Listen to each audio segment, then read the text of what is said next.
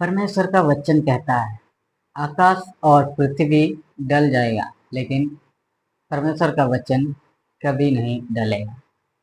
ये मैं नहीं कहता है, ये वचन कहता है। तो इसको समझने के लिए मैं आप लोगों को डायरेक्टली बाइबल वचन की ओर लेके चलेंगे। हेलो दोस्तों, मैं हूं सावना और आप देख रहे हैं ऑफिशियल परमेश्वर की आज्ञा। इस चैनल में केवल परमेश्वर की आज्ञा सुनाया या बताया जाता है। यीशु मसीह का अधिक पवित्र के नाम से आप सब लोगों को जय मसीह, नमस्कार। चलिए आप लोगों को डायरेक्ट बाइबल वचन की ओर लेके चलते हैं और इसमें आप लोगों को पढ़ के समझाने का कोशिश करते हैं। आप लोगों को ज़्यादा कुछ ना बताते हुए डायरेक्ट बाइबल वचन की ओर लेके चलते हैं। जैसे बाइबल वचन में लिखा है वैसे ही आप लोगों को सिखाने का कोशिश करेंगे।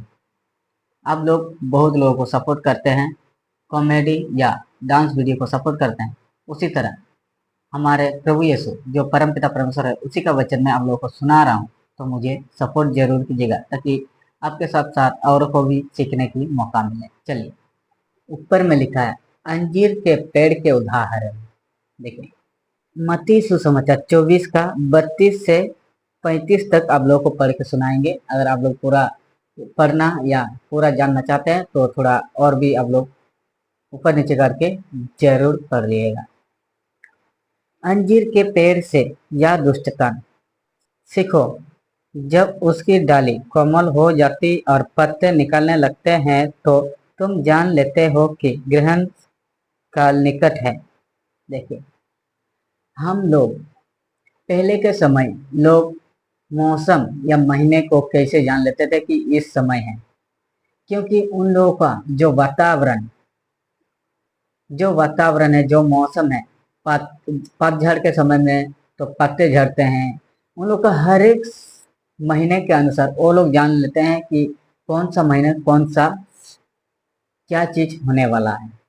अभी हम लोग डिजिटल हो गए हैं, इसलिए हम लोग कैलेंडर से पता चलता है, लेकिन पहले का लोग ना कैलेंडर थे ना कुछ देखने वाला। वो लोग ये जो क्लाइमेट मौसम के अनुसार उन लोग को पता चल जाता था। वैसे ही परमेश्वर का वचन में जो लिखा है उसको हम लोग समझेंगे। चलिए आगे को पढ़ लेते हैं।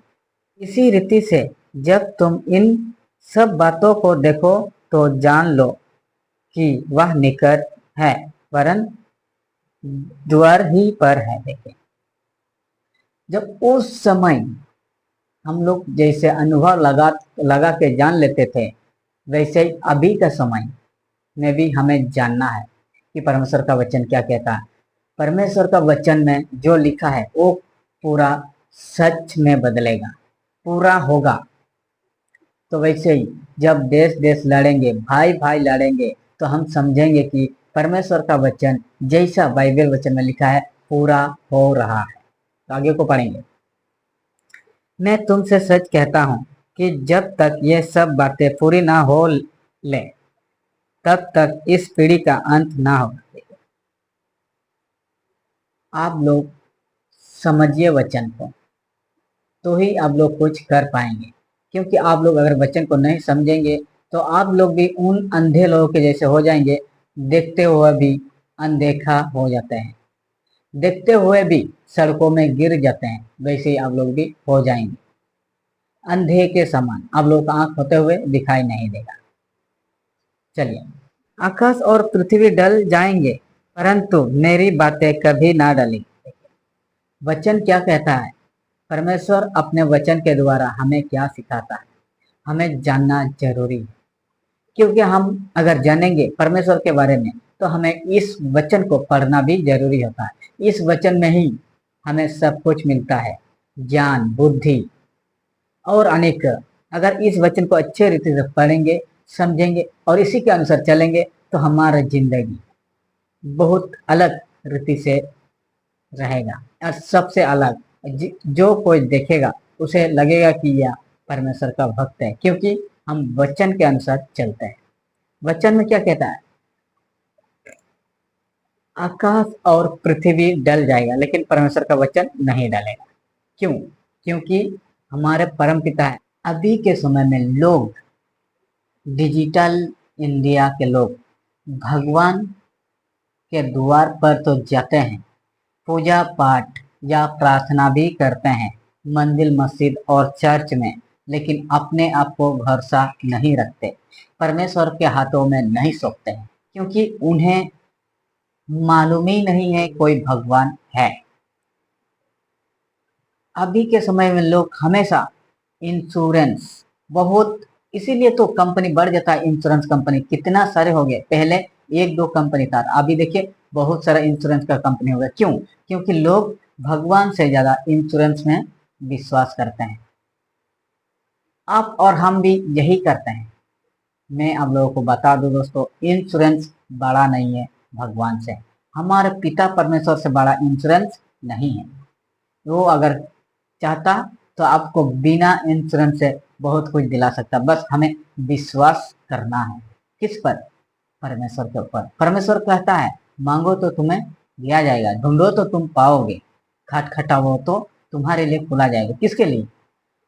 जो इंसान इस वचन को पढ़ता है, सुनता है, समझता है और इसी के अनुसार चलता है, केवल उसी के लिए यह वचन पूरा होगा और उसी को यह सब कुछ मिलेगा।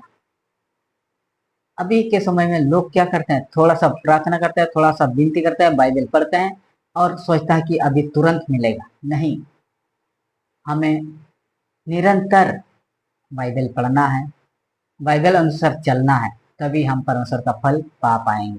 लोग थोड़े से चलकर अपने आप को मोड़ लेता है और हमारे पिता परमेश्वर को इस दुनिया से हटाकर इंश्योरेंस में भरोसा रख के वो लोग इंश्योरेंस के ऊपर जीने लग जाते हैं। दोस्तों मैं बताऊं, हमारा पिता परमेश्वर एक ही है। सब कुछ डल जाएंगे, पृथ्वी, आकाश, इस छोर से लेकर उस छोर तक डल जाएंगे, लेकिन परमेश्वर का बातें डल नहीं जाएंगे। जब तक ये बातें पूरा ना होगा तब तक परमेश्वर का वचन, परमेश्वर इस धरती को अंत नहीं करेगा। कौन कौन सा बातें हैं, क्या पूरा होगा? अपने आप को सुधारना है। हम अभी देखते हैं देश दुनिया में लड़ाई होता है, भाई भाई में लड़ाई होता है, देश और देश में युद्ध होता है, एक दूसरे को पकड़वाया जाते हैं, एक दूसरे को मारपीट जाते हैं, धर्म और जात में लड़ाई करते हैं। ये सब जब हम सुनते हैं तो हमें एहसास होना चाहिए कि बाइबल वचन में कहता है परमेश्वर, परम पिता परमेश्वर अपने पुत्र को भेजा है इस दुनिया में, वो आके खड़ा है, हमारे द्वार पर है, हमें लेने के लिए आया है। हमें तैयार होना है जाने के लिए। तैयार कैसे होंगे? इस बाइबल वचन के अनुसार। इस बाइबल वचन हमें सब कुछ सिखाता है। अगर हम तैयार होंगे तो हम परमेश्वर के साथ, वचन के अनुसार कहता है, परमेश्वर के साथ जाएंगे स्वर्ग स्थान पर। दोस्तों इस छोटे से वीडियो में आप लोगों को उम्मीद करता हूँ कुछ ना कुछ तो समझ में आ गया होगा। वीडियो पसंद आए तो लाइक शेयर जरूर कीजिएगा। आज के लिए इतना ही, फिर मिलते हैं नए वीडियो में। तब तक के लिए जय मसीह, नमस्कार, हालेलुया।